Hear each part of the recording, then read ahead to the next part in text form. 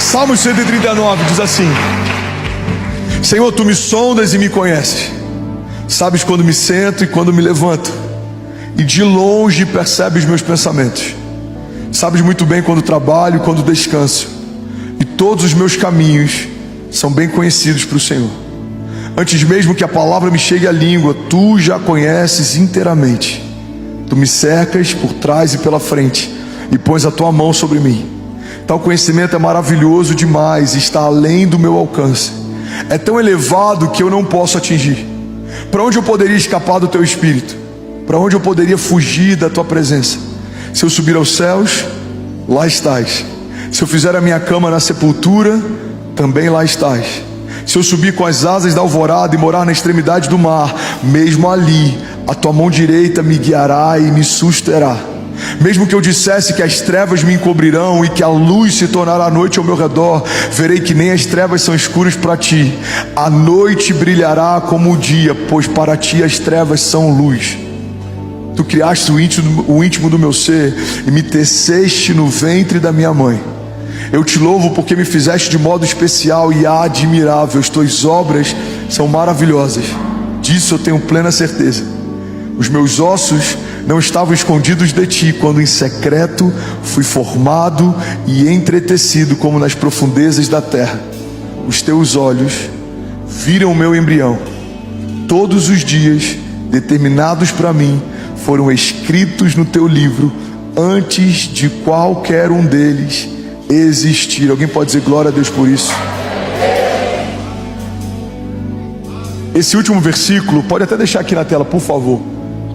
Ele gera paz para muita gente, mas ele deixa muita gente em crise também. Quantas vezes eu já fui questionado sobre o livre-arbítrio, sobre essa relação entre o livre-arbítrio e a soberania de Deus. Como que Deus estabeleceu todas as coisas para mim e ainda assim eu tenho liberdade? Se tudo já está definido, tem pessoas que caem na graça justamente por ter um entendimento equivocado a respeito dela. Se tudo já está definido, eu posso ter a conduta que for, eu posso caminhar do jeito que for, e vai acontecer o que Deus já desenhou para que acontecesse. Mas o livre-arbítrio, ele funciona como alguém que embarcou num voo e tem um destino final determinado, mas a qualquer momento você pode pular pela porta de emergência e seguir um caminho paralelo. Se você estiver onde Deus te estabeleceu, se você fizer o que Deus te pediu para fazer, vai se cumprir o que Deus já desenhou a teu respeito. Mas temos liberdade de abortar os sonhos de Deus. Temos liberdade de não permanecer no lugar que o Senhor nos plantou. Temos liberdade de abrir mão das promessas de Deus. Se nós permanecermos no lugar que o Senhor nos plantou, vai acontecer aquilo que o Senhor já preparou para nós. Olha o que a palavra de Deus diz, Salmo 139:16: os teus olhos viram o meu embrião. Todos os dias determinados para mim foram escritos no teu livro, antes de qualquer um deles existir. É por isso que a igreja de Jesus não tem sentido caminhar de forma ansiosa. A ansiedade nada mais é do que uma preocupação em relação ao futuro. Estamos tão preocupados em relação ao futuro que a gente começa a ficar ansioso no tempo presente. A ansiedade é uma expressão de dúvida, de inquietação, de insegurança. Mas se entendemos que Deus já está no nosso futuro, esperando a gente chegar, não há espaço para imaginarmos um futuro com Deus que seja pior do que a minha estação anterior. Irmão, toda nova estação que o Senhor te chama para viver, é o próprio Deus que vai te receber quando você chegar. E essa é a garantia de que o nosso amanhã vai ser melhor do que hoje. Eu não estou dizendo que vai ser mais fácil, eu não estou dizendo que todas as coisas vão acontecer no nosso tempo, mas eu preciso ter a firme convicção de que se o Senhor está na próxima estação que eu vou entrar, essa próxima estação vai ser marcada por sinais e maravilhas. Essa estação vai ser marcada por provisão sobrenatural. Por quê? Porque é isso que eu posso esperar de Deus, é isso que Ele carrega.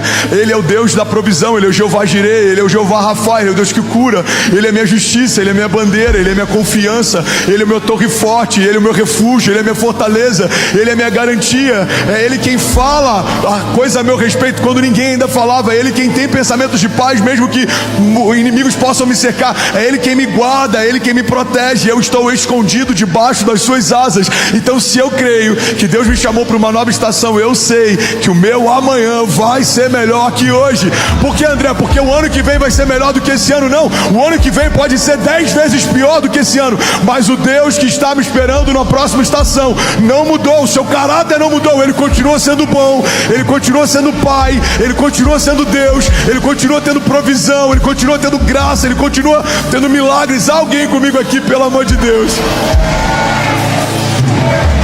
Improváveis aos olhos dos homens não são improváveis aos olhos de Deus. Deus já desenhou coisas a seu respeito. Não estava nos meus planos Alphaville até 2022, mas já fazia parte dos planos de Deus. Não estão nos meus planos os próximos 10 anos, mas já fazem parte dos planos de Deus. O Deus que já via a Cési antes da Cési nascer, o Deus que já conhecia o Ben antes do Ben nascer, o Deus que já se relacionava com a Chloe antes da Chloe nascer.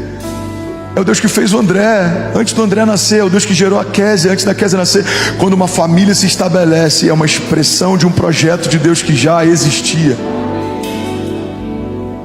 Deus viu você, Deus vê você. Pega isso aqui, irmão, em nome de Jesus. Deus viu você, Deus vê você.